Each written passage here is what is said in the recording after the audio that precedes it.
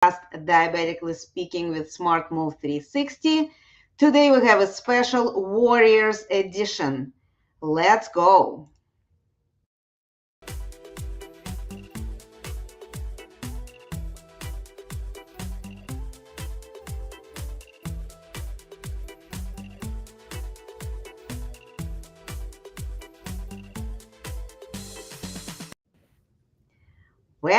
Well, welcome back everyone who already been listening to us and welcome the new people who just discovering us and eager to learn from us and from our guests.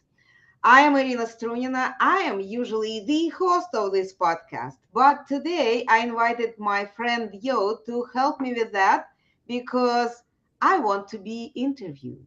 Hey everybody, welcome to the show. I am Yo, and yes, it's just Yo. I'm Arena's business partner and sister from another mister, and I'm so excited to ask her the questions today. She gets to be in the hot seat, y'all. It's her turn to feel the flames.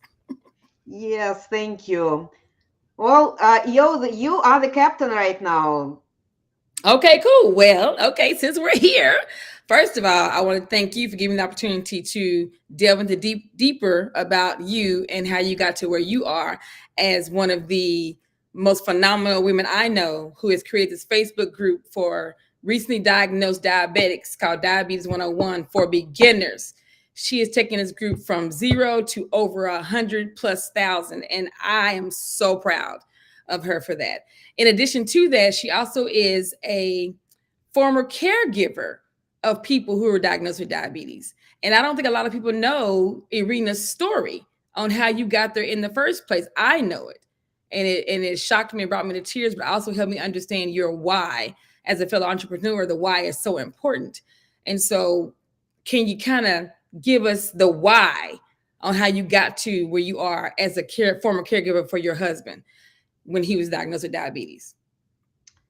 Well, thank you for giving me the opportunity to answer this question. I know that I already spoke about it several times in the group and in different places, but we do not, I do not expect all those 100+ thousands of people to have an opportunity to hear all my previous talks. And Mhm. today I have a chance to speak about it, especially because our group is growing every day. And more people may have a question why this lady is doing this. What does she have to do with that? She is not diabetic. Why she is doing this? My Mhm. answer is that yes, I am not diabetic. I had a husband and I lost him due to complications from diabetes. And I believe that the main reason why that happened, the events went this way in our family is because of lack of information. And to help other people to avoid situation that our family went through, I I just opened that group. It's called Diabetes 101 for Beginners, and it's a public group, and everybody is welcome to join it, to listen to it. And what I learned lately, not Mhm. lately, I'm observing it all the time, that it's not only for those who have diabetes, it's also a group for those who have family members who have diabetes, who've heard about this and afraid that they may Mhm. get it, and they are coming to group to learn. And that's why I wanted to answer questions today about this, because those people who are caregivers, they are often coming very with very little information about it. Mhm. Mhm. So when you, because you're right. So it's one thing to be the recipient of the diagnosis, and a lot of people I've heard focus on just themselves when they find out that they have diabetes. Like they just want to, it's their life, and they want to take charge and do what they want to for themselves. But I think they forget how the choices they make for themselves affect those around them who care about them. I know you told me once before that your husband had kind of pretty much gave up. He was just done. He was done fighting. He was done trying to understand that he didn't want to deal with it anymore. And you were still there in the background, like, but what about me? So talk about that a little bit. Like when he first found out he was diagnosed, how did that affect you? The initial diagnosis as a caregiver, how did that affect you? In our family, I had very good family setting for Mhm. myself. I was taking care about everything in the household, and my husband loved to cook. He was his business was totally unrelated to kitchen, to cooking, to anything like that. He was a technology guy, but he loved to cook, loved to experiment, and he had this one mindset that anything that is healthy for you cannot be tasty. Therefore, I can tell you, the meals that we would have, he took care of dinners. So the dinners that we would have were amazing dinners. If anyone happened to be around our household and joined us for dinners, they will totally, uh, I don't know what does it say, the word, they could not believe that this is not a Mhm. restaurant setting, this is somebody is having just casual dinner. So when I've heard that he was diagnosed, and he was not diagnosed just like went to the doctor, he was taken by 911 uh, team to the Mhm. hospital. We live in Atlanta, Georgia. He was on a business trip in California, and I had to call from Atlanta, Georgia, to receptionist in a hotel so she could call 911. Mhm. And that's when they took him to the hospital and said that he had pneumonia and blood problems, and also Mhm. he has diabetes. Pneumonia, we could take care of it. The blood infection, we could take care of it. What do we do with diabetes? And while he was in ICU for 17 days, I Woo. was in Atlanta with two babies on hands, not knowing how we will live now, because I knew that the food and the way how it's prepared and what goes into the ingredients were very important for him, and he really was a connoisseur. I know Mhm. that. And I was not educated. I thought that when you have diabetes, it means that you have to really stick to very, very strict, limited number of Mhm. Mhm. food items and couldn't go away from there. So I was terrified. I Mm. could not imagine what we can do to support him, Mm. how I can help him. And even worse, I did not know what goes through his mind, what Mhm. he is thinking, how he is going to manage that. This is how I felt. I felt totally lost. I felt totally scared because, as I said, we did not have that as a backup plan. This was total surprise. It sounds like to me, I mean, from the jump, you kind of like took the diagnosis on yourself too. It was his diagnosis, but it immediately affected you, not just how you had to jump in and figure out how to get to the hospital, but now you're thinking like, how am I going to support him and me?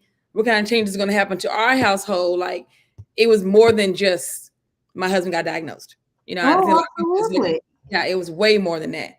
Definitely. I had a little bit of knowledge about the different medical terms and medical Mm-hmm. medicine in whole. Um, just it was my interest, not Yeah. because I had education in that. I was an athlete in the past. I was trying to keep myself healthy. My sister is a doctor, so I've been kind of familiar with the terms. Mm-hmm. And diabetes, as I said, we all heard about the name, but we had Right. very little knowledge Understanding of it. what it involves. And I do remember that I tried in the past some dessert items that were diabetically friendly, and I did not like the taste. So Mm-hmm. just all this was not very inviting. And yes, we are family, we are team, we are um, responding to challenges together. It's not that one is fighting one fight and another is fighting another fight. No, we are the team. We are taking Yeah. about our household together. We are taking care about our kids together. We are planning events together. We are traveling together. We are a team, and therefore, if one is affected by something, the other one as a team member is definitely taking part in it. You just need to know your part, and I So didn't. like, so how'd you handle that though? How'd you handle when you didn't know much about it? You knew a little bit from being, some medical terminology, but how'd you handle this stress all of a sudden put on you of not knowing what to do? Like, how'd you figure out how to maneuver supporting your husband and still maintaining your household and try to, keep it on a fluid flow like it used to flow? Like, what'd you do first? Like, what's one of the first things you did to make the situation more than just tolerable? Well, of course, because while he was in the hospital in California and I am in Atlanta with babies, the only thing I could do was internet. And this was 2003. So keep in mind, Facebook didn't exist, YouTube didn't exist. Google was there, but it was not such a resource as it is right now. Right. So I Yeah. was looking for information there while I was sitting at home and waiting for him to show up. And that was it was a very challenging time. And Mhm. I think the fact that I was much younger. I Mhm. think the fact that I always believed in the fact that I can handle pretty much everything Mhm. gave me the strength and ability to continue thinking straight. Mhm. And I just started looking for what he will bring with him when he will be back. That was the, I didn't know what we will do, but I Yeah. needed him to plan it together. I could not make decisions. I respected his also personality and character and wishes. So I waited, and I Mm. just was getting prepared for his arrival. Wow. So, and when he got there, and I know it's a long time ago, but like, what were some of your initial thoughts when he finally got to the house? Like, had you already prepped the kitchen some? Had you already went to the pantry? Did you just kind of like just happy he's home and let's go from there? Like, what were some of the first things you did? Well, that's a good question because no, none of this. Mm-hmm. The first thing was I was scared to see him because when he came back from that trip, 20 days later after his departure, he came back a very different person. He Mm-hmm. lost a lot of weight while he was in the hospital Mm-hmm. because the all the procedures that they had to go through with him and to get his blood sugar under control, to get his blood infection under control, to Mm-hmm. get his pneumonia under control. All this was very uh, taking a big toll on his body. So he came Mm-hmm. back very, very weak. We really had to help him to walk. And with that, you're really looking at something very basic, something that the body can easily digest, something that so chicken soup pretty much is the thing that we could do at that moment. So, and I was very grateful that his sister jumped on the plane. She was the one who brought him home. And living in Ohio, she flew to California with her baby, but she had one Ooh. and I had two. So Mm-hmm. she flew to there, brought him home, stayed with us for a few days, and then Mm-hmm. I had help, I had support while we were figuring out first steps. Wow. Did y'all like immediately change the way? Did you immediately change the way you lived when he came back? Like, did you all start eating chicken soup, or was it like his diet, your diet, his lifestyle, my lifestyle, or did you already start to integrate? Because Well, you said y'all was partners as family, you team, but did you already start that, or was it a process? What was the process like to go like we did this together? It's not just your diagnosis; it's ours. So how did you get that? the good thing is that uh, we did not live the very unhealthy lifestyle. I Mm-hmm. have to say that his diabetes was caused by several issues. Mm-hmm. One of which was that he was traveling a lot and his schedule was so messed up that because he'd been in different time zones in 1 week, he could be in three different time zones, never know when you're going to eat, what will be available at the time when you have a chance to eat, Mm-hmm. and stress that he had to keep. Then the next part is that it was a period when the e-bubble bursted, and everybody who were involved with that technology, um, they got affected. So we really had very difficult time business wise and income wise. Mm-hmm. So that was his main cause, I believe, of getting this diagnosis. And of course, not going to see the doctors, all that.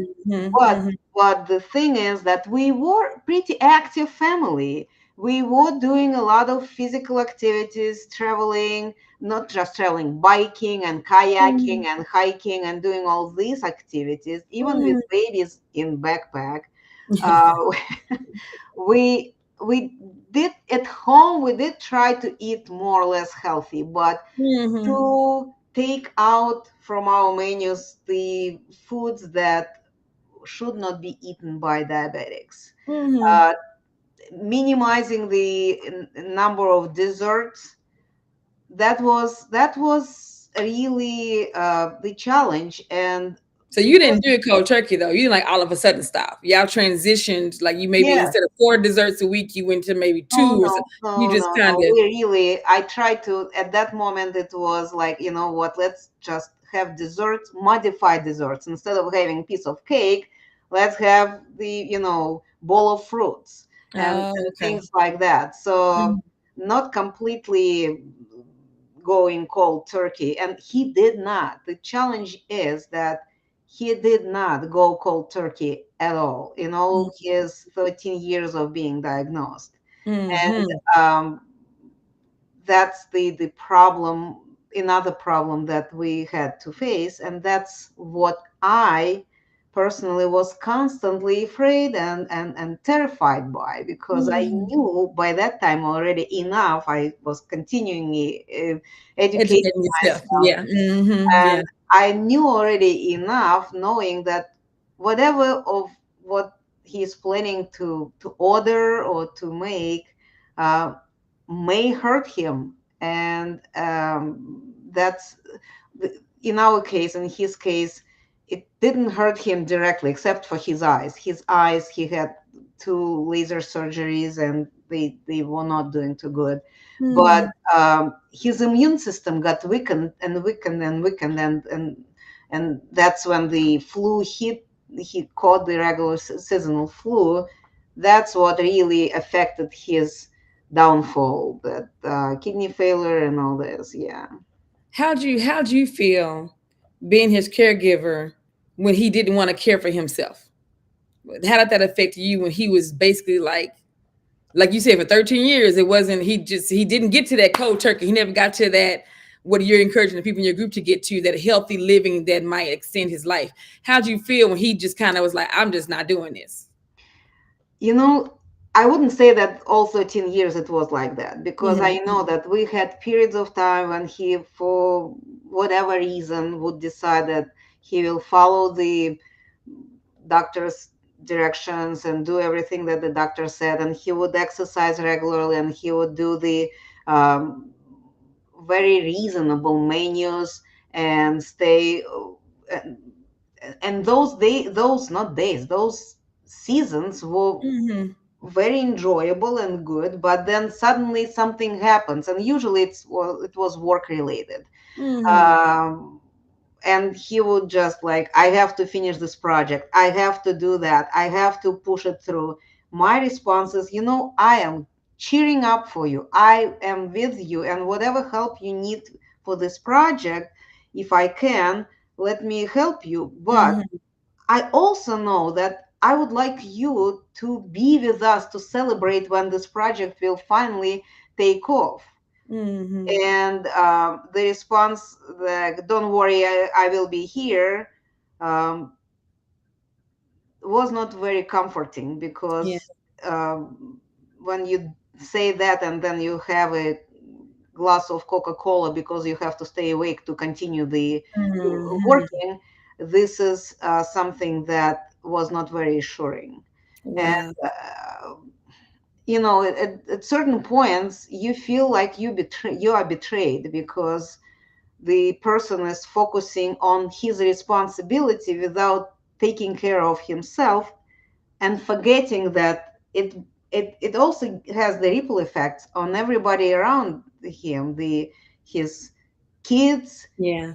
myself, his relatives, my relatives who are concerned about him. They loved him very much, but they also concerned about me and our kids. So Right. this is a snowball that sometimes people, when they're focusing on not focusing on their diagnosis, they forget to think.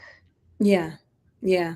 This had to have been hard. I'm just saying the thing is because we haven't had this conversation this depth before, but as a caregiver, just watching my spouse say one thing but not do the action to support what he's saying, and then to ultimately get to the part that he's gone. Like as a caregiver, did you ever beat yourself up or feel like any kind of guilt or like I could have done more? You know what I mean? Or did you reach a point finally where you were able to separate his actual diagnosis from your caregiving? You know what I mean? I understand what you're asking, and this is a hard question to answer, because I felt several times, multiple times, that, okay, you are on your own. I do what I need to, but at the same time, I had this kickback, like, I'm not giving up on you. Yeah. I'm Yeah. not doing that. And Hmm. so Yeah. it was not easy to Yeah. manage those two, because when you struggling with resistance, Hmm. and continue pushing, is challenging, is Yeah. hard. But I think this is the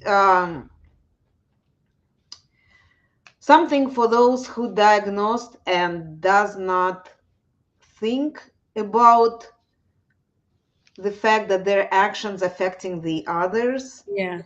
They need to be reminded, because, and it's not a selfish act to take care of yourself, to take Right. care of your health, because if you don't do that, if you don't take care of your health, because you are busy, you need to take care of the household, you need to pay the bills, you need to take care of Hmm. your business, Hmm. you have people who rely on you, all this, right? If you are not well and cannot take care of yourself anymore, who is taking care of you?